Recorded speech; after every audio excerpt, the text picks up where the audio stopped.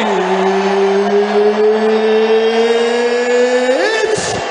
time!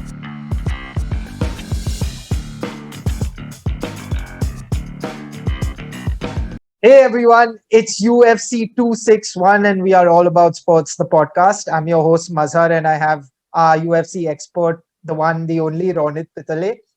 Now, we'll just dive into it straight away, Ron. Ben Askren has moved on quite clearly from the UFC to fighting podcasters and comedians, and let's not go there.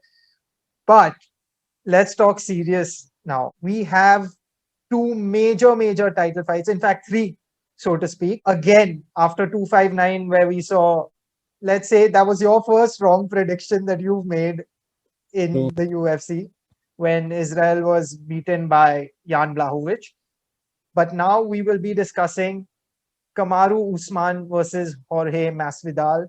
That is going to be the main event in the welterweight category. We also will have the women's strawweight championship between Zhang Weilei and Rose Namajunas, followed by Valentina Shevchenko, the Bullets back.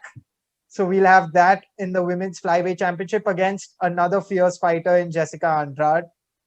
Then we will also cover the middleweight category where we'll see Uriah Hall facing off against the veteran Chris Weidman. And we have the final fight in the main card as well, which is going to be Anthony Smith versus Jimmy Crute. So, Ron, the usual drill. We'll start off with the main event, followed by all the other fights.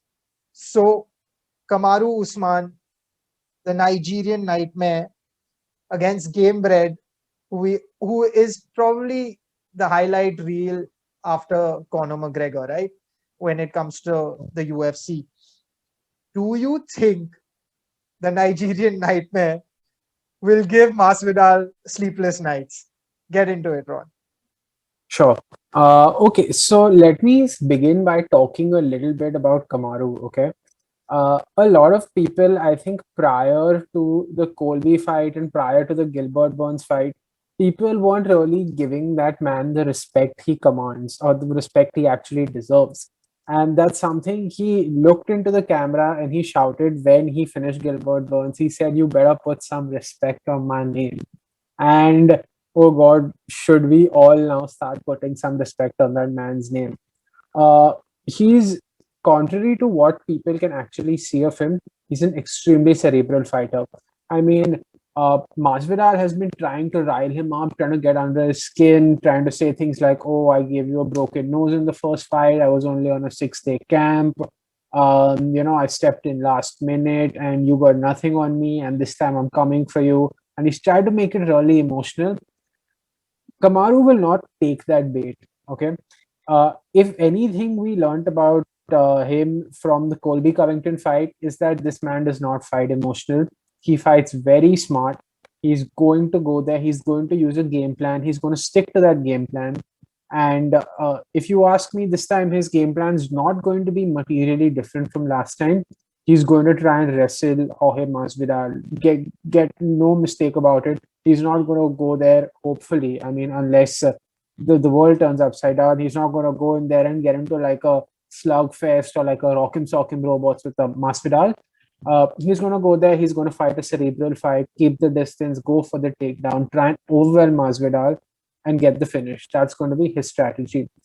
Jorge, on the other hand, is going to come in with that takedown defense, hopefully for him, with a longer camp, with supposedly better cardio. Going to try and keep it standing and try and finish the Nigerian Nightmare.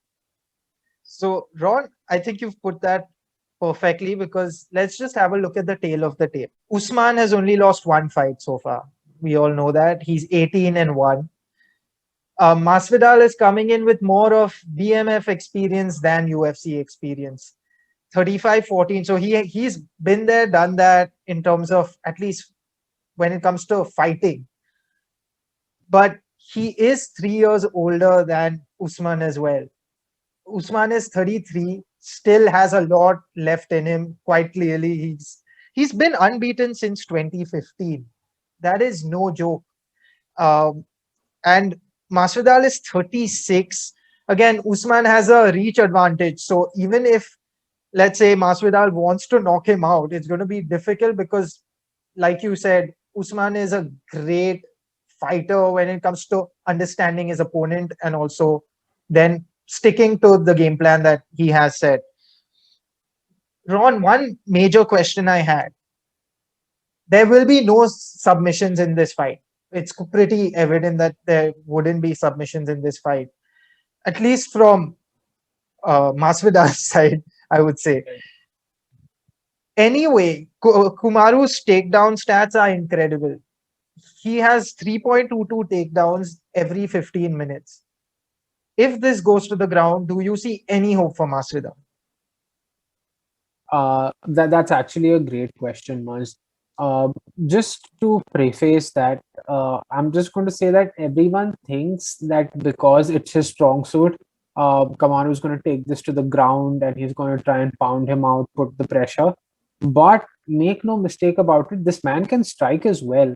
I mean, he throws that jab like a piston, and he's good. He manages to switch stances.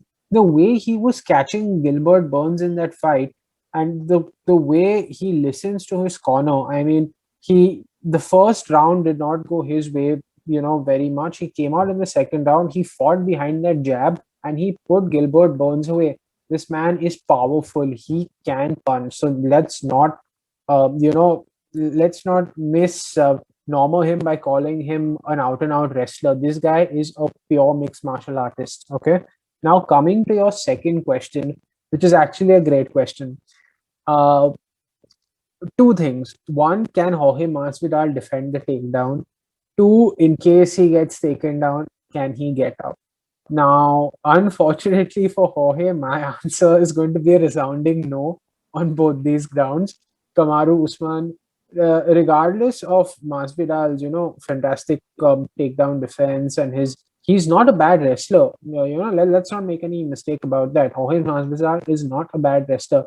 He can wrestle. He has good wrestling defense, but it's not a wrestling match at the end of the day, right? Usman's going to try and mix it up, going to pressure him against the fence, throw in some strikes, get in some body shots, and then get him to the ground. So there's no stopping the takedown. And once Usman is on top, it's not going to be any different from the first fight. He may try to get him off in the first couple of rounds if he has the energy, but with time he's going to get worn out. And if it goes to the ground, Kamaru's keeping him there. I'm sorry. So, Ron, I think that fits in perfectly with the odds as well. So, Kamaru is a minus 400 favorite to take this fight, and Masvidal's plus 300. Do you see this being in any way a good bet at even plus 300 for Masvidal, or do you see no chance in this particular case? Let's not forget of given how the last fight ended and also Usman's incredible showing against Burns in February itself. Right. I think Kamaru is too cerebral a fighter to even give Masvidal a puncher's chance. I mean, it would be unfair to say that he just has a puncher's chance. He is an amazing mixed martial artist. 50 fights almost, 0.7 fighter, a lot of experience. He spent time in the octagon. But it wouldn't be a bet that I would make. It's not enticing enough. I don't see a clear path to victory for Jorge. It's not like you can knock out Usman very easily. He has a chin from hell. He can endure. It's not like you're putting him out with one punch or anything like that. And you're not going to catch him in a flurry and drag him into a brawl. So I wouldn't bet because I don't see a clear path to victory for Jorge Masvidal. So, ladies and gentlemen, there you have it. That's gonna end and still. So let's move on to the co-main event. I'm pretty excited about this one. It's the women's strawweight. It's we are seeing Zhang Weilei in action ever since that epic battle against Joanna Jedrzejczyk, which was arguably not only the fight of the year last year, probably the best women's fight we've ever seen. she's going up against Rose Namajunas. Now, Ron, you know how much of love we have for Rose Namajunas in general, given how versatile a fighter she is and the fact that she's still so young. So before I get your insights into this fight, let's just go through the tail of the tape. Like I said, Rose Namajunas is really young. She's only 28 years old. Weili is also not too old at 31. Thug Rose, her record is 10 wins, 4 losses. But all those 4 losses were, let's not forget, difficult opponents. And she's still learning her way around in the octagon, still figuring out what her real strengths are, per se. And well, Weili's record just speaks for itself, 21-1.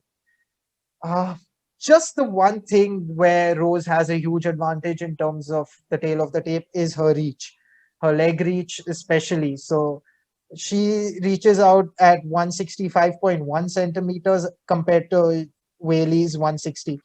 So, Ron, firstly, do you think this reach is going to be the difference maker in terms of the way Rose approaches this game? And given that Rose beat Jessica Andrade last year, and after losing to her in the previous round, just shows how much he's learned as well and how quick she is to absorb whatever experience she gains from the octagon. So, how do you see this fight playing out? I think you brought up a fantastic point, Muz. When you ask about the reach advantage, whether that will be the game changer, you know what? It might as well be. It might as well be. Because Rose Namajunas trains under the tutelage of the great Trevor Whitman, one of the best striking coaches the game has seen. In a relationship, and also her longtime coach now is Pat H.T. Barry, fantastic kickboxer himself.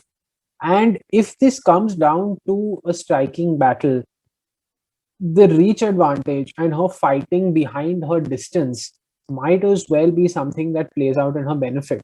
So let's just try and look at what both of these ladies are actually going to bring to the octagon.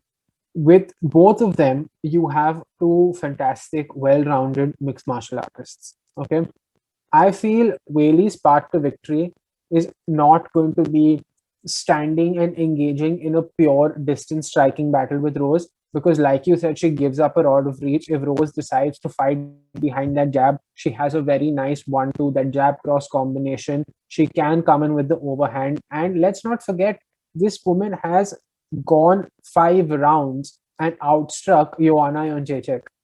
That in itself is a pretty crazy prospect. Knocked her out the first time, came back 5 full rounds. She managed to outstrike Joanna, which is no child's play.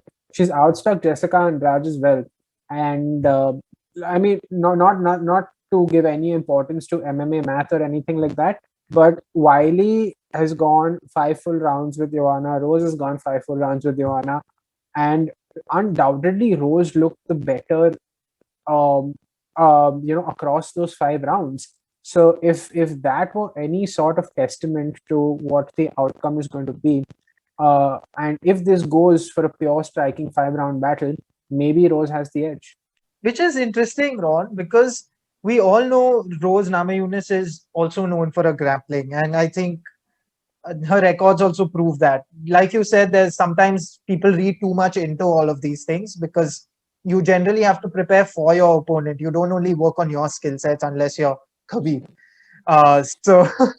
But her she has finished 67% of her fights. I'm talking about Rose by grappling.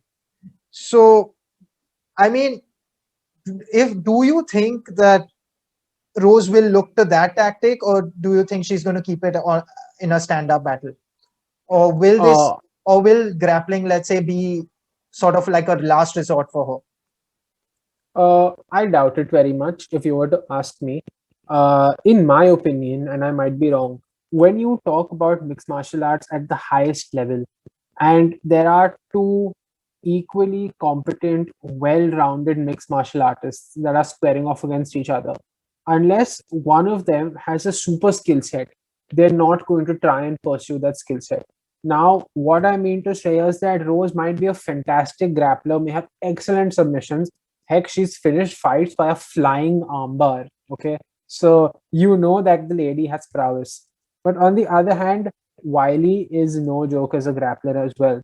Also, Wiley Zhang physically is going to be much stronger than Rose Namajunas. I mean, I was looking at her after the Jessica Andrade fight, and the way she was like back flipping over the octagon, and oh my god, her muscles have muscles. It's scary to even think of how physically strong this woman might be.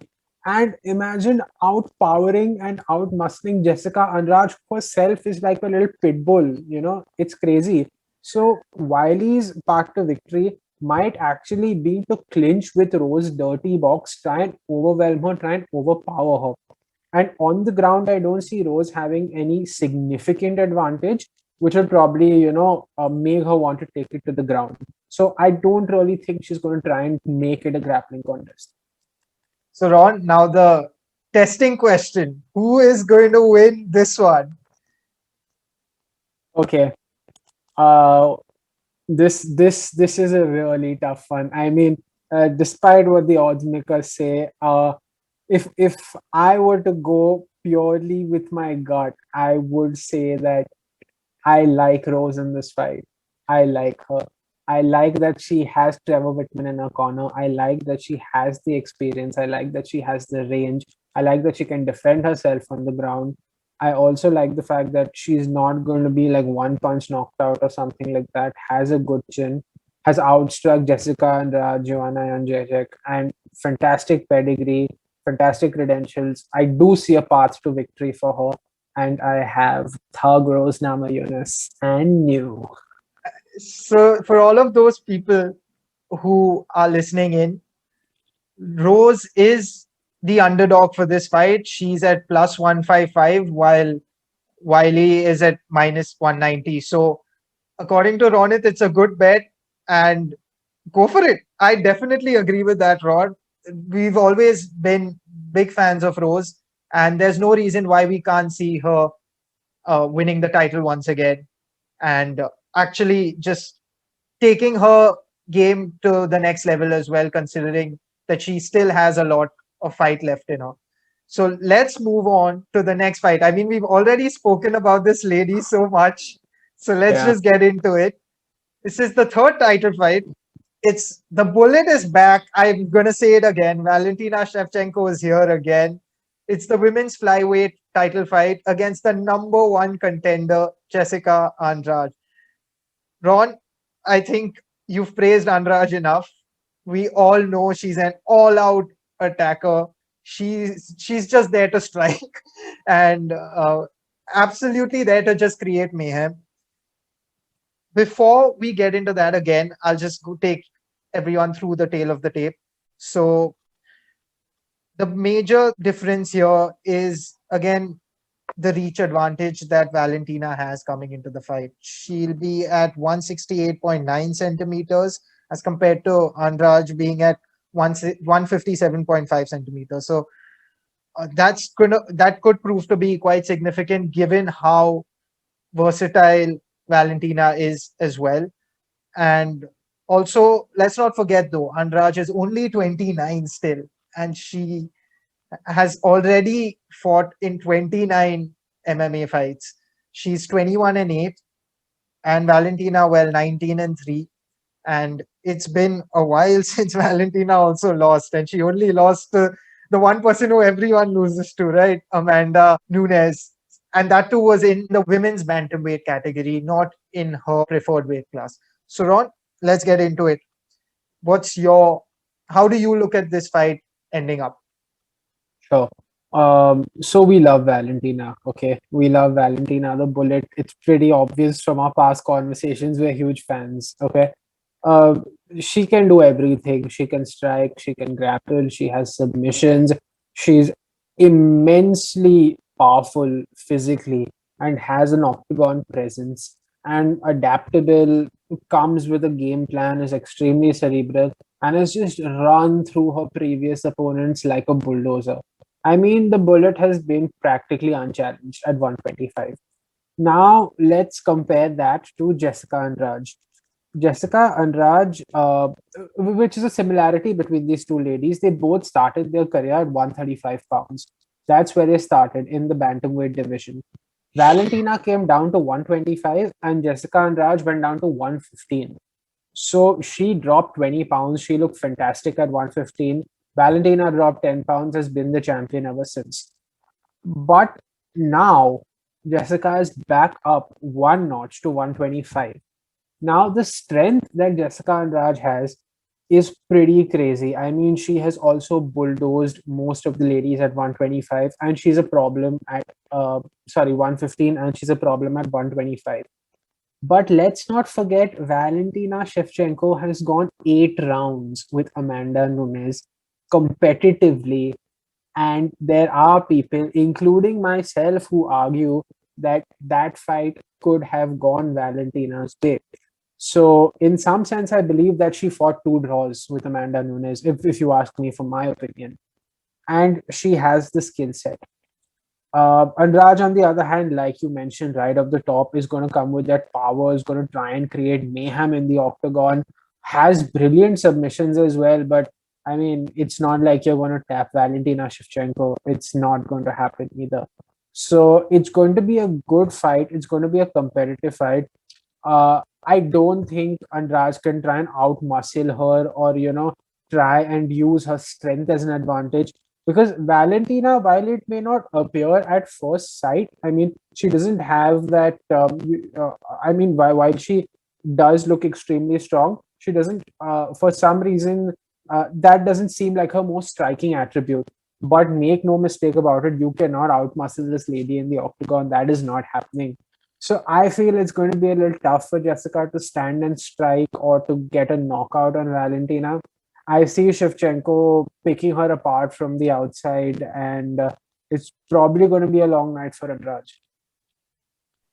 So, Ronit, you're going with the Kyrgyzstani, it is. I have to. I have to. There are no two ways about it. I mean, and like I said previously, MMA maths doesn't account for anything. But Joanna Jedrzejczyk has beaten Jessica Andrade, and Valentina Shevchenko has beaten Joanna Jedrzejczyk. So if you were to just extrapolate that, which you should not, which I do not believe you should, but hey, I mean, I don't see a path to victory for Jessica Andrade. I'm sorry, this is going with the bullet again. So, just to put that into perspective, Jessica Andrade is a massive, massive underdog for this one. She's at plus 300, while Valentina's at minus 400 as the favorite. So, Ronit's going with the favorite for this one, but you can't really blame him. For anyone who's watched Valentina Shevchenko over the last few years, she has been absolutely unstoppable. And especially at the flyweight category, no one can really match up to Valentina. So we're going to have an still in this case as well. So this wraps up the major 3 title fights of the main card. Now, Ron, let's move on to the last 2 fights of the main card. Uriah Hall against Chris Weidman. Now, this is pretty much a veteran fight. I would also say that this is probably a swan song for either of the two. It's more about whoever wins manages to fight for one, has one more fight maybe, while the other guy will have to probably pack his bags and hang up his boots. Before we get into this, again, the tale of the tape.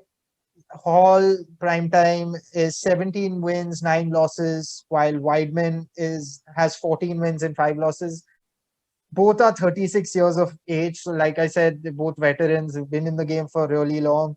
But the striking thing for me here, Ron, is do you see any scope for Chris Weidman? I'm going to actually say this now. Do you see any scope for Chris Weidman given his well, let's face it, he's not been at his fine at his best. He was an incredible fighter, but in the last few fights that we've seen him, fine, he won his last fight against Omer Akhmedov, but before that he lost to Dom Reyes and even Jacare Souza.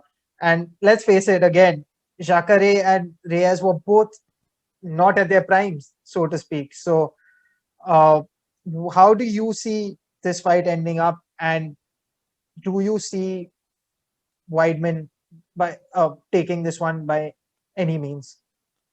Yeah, that's an interesting question, Maz. I was going through Weidman's record as well, and he's lost 5 out of the last 7 fights he's had, and he's been knocked out brutally on multiple occasions.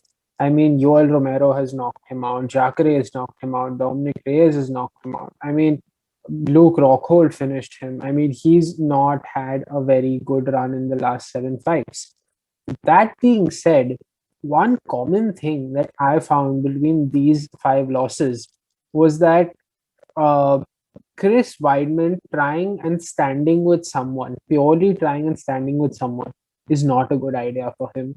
And I feel like that's something he's learned from.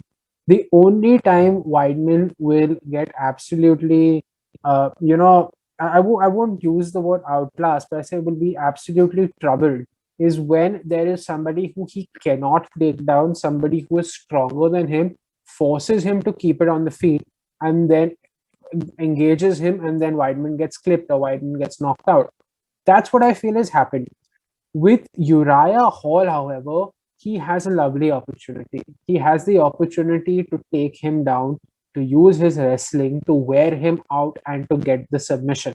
Now, his 2 victories, like you mentioned, one was against Omari Akhmedov, where he purely went back to the basics. He ran a wrestling game, not a fun win, not an attractive performance. He's not gaining any fans, but back in the win column, right? The other fight, Kelvin Gastelum, again, Gastelum was a 170 pounder coming up to 185.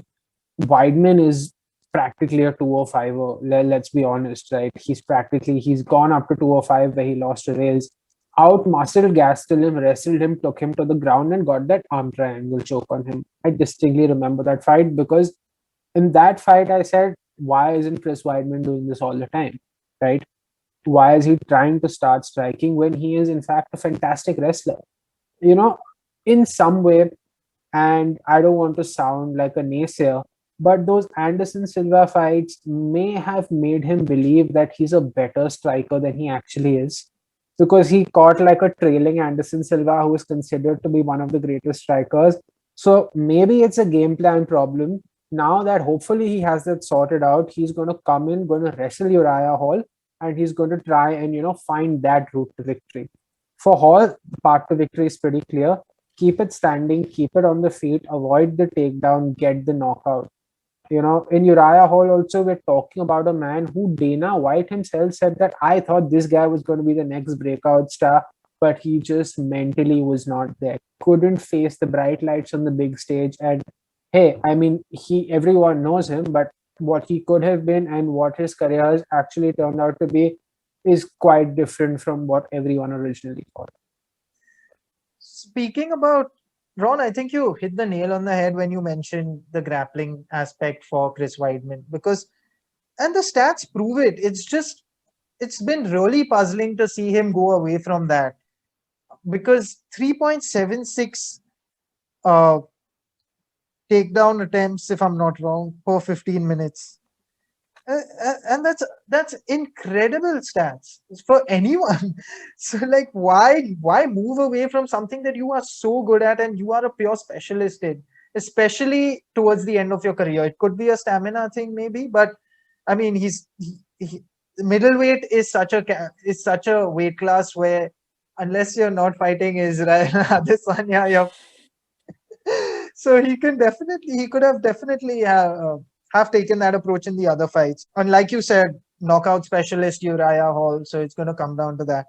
So Ron, who are you going with for this one? Yeah. So I have Chris Weidman over here.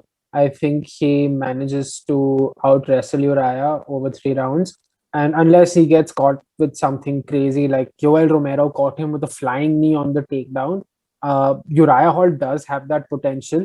But unless there's something freak, unless he gets caught, while shooting in for the takedown, which I hope he doesn't at this point in time, he has the prowess to sort of set up those takedowns with the striking and then go for it.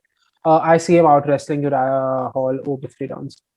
So for everyone, the odds for Chris Weidman versus Uriah or Hall are pretty much equals at evens. So as a betting man, I would definitely not recommend betting on this fight just avoid it altogether. But Ronit's got Chris Weidman. So if you have that and you believe in whatever Ronit shared, then definitely go for it. Now let's move on to the last fight, Ron.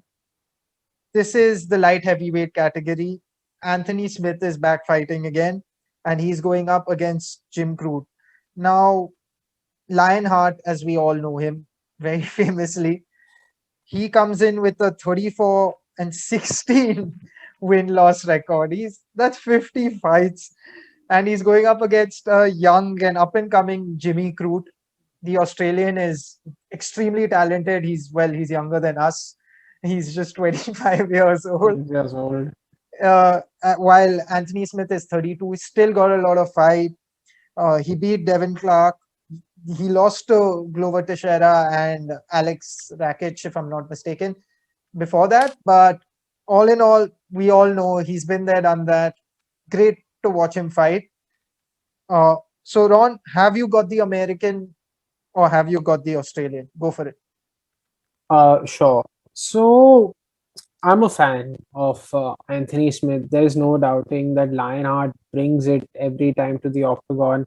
He truly lives up to that Lionheart name, because I remember in the John Jones fight, he caught that illegal knee.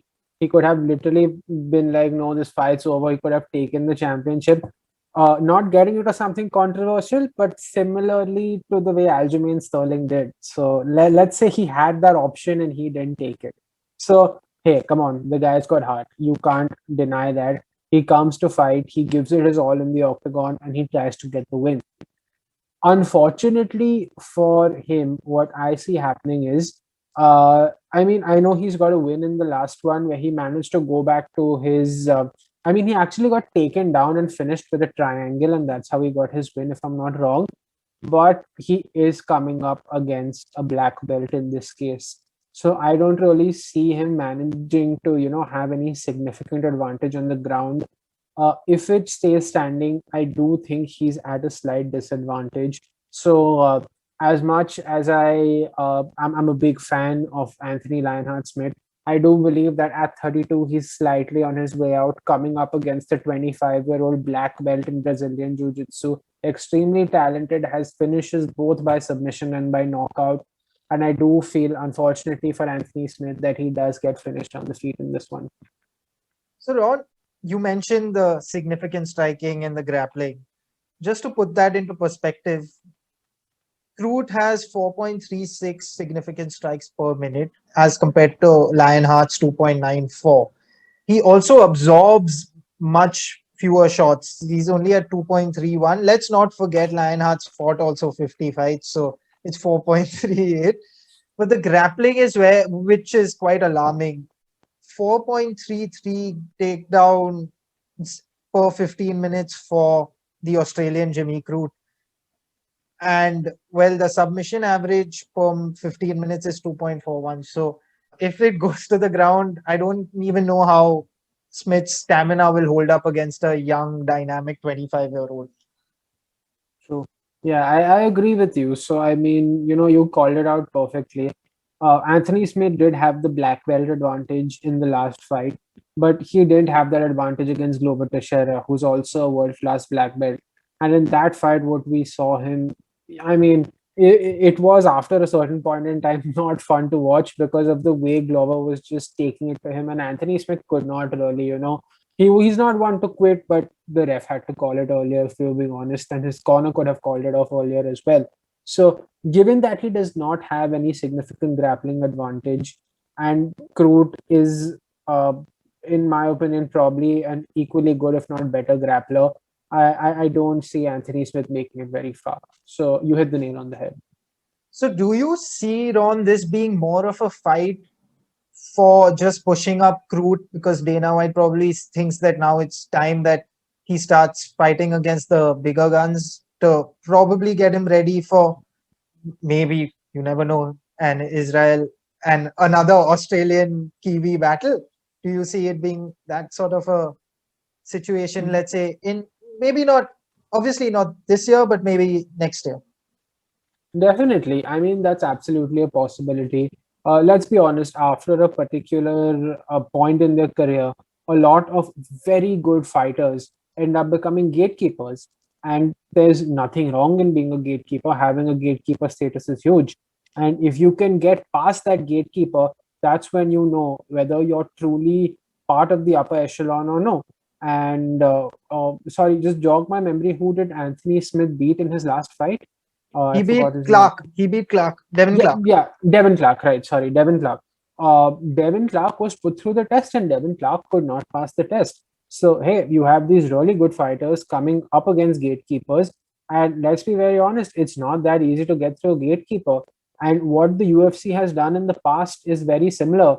They've brought these upcoming, young dynamic talents, and they've put them up against what are veterans of the game. And hey, if you can get past Anthony Smith, that's a huge name on your resume. But if you can't, and if you can't get through maybe an Anthony Smith who's off his peak now, then you probably don't belong in the upper echelon. So, like you said, this could either be a huge stepping stone or this could be a massive stumbling block. So there you have it. Ronit's called Jimmy Crute to take the victory, and the odds are also in Jimmy Crute's favor. He's a negative 200 favorite as compared to Anthony Smith, who's at plus 160. So it's not too much in it. And if you have faith in the veteran, then you, by all means, go for it. So that wraps up the main card. Ronit, thank you so much. It's a pleasure to always have you for these events. Looking forward to UFC 261. It drops on the 24th. That's 24th US, so 25th in India, Sunday, 7:30 a.m. India time. Do catch it. Do not miss it. Just to get a recap of the results of what Ronit has predicted is Kamaru Usman to still retain his welterweight championship. He's gone with Rose Namajunas to upset the champion in the women's strawweight category. And he's obviously gone with Valentina the Bullet in the women's flyweight category as well. And to wrap up the other two fights, he's picked Chris Weidman for the middleweight fight against Uriah Hall. And finally, Jimmy Crute against Anthony Smith. So there you have it. Thank you for tuning in. Do not miss UFC 261. It's going to be a slugfest. Till then, take care and see you soon. Bye-bye.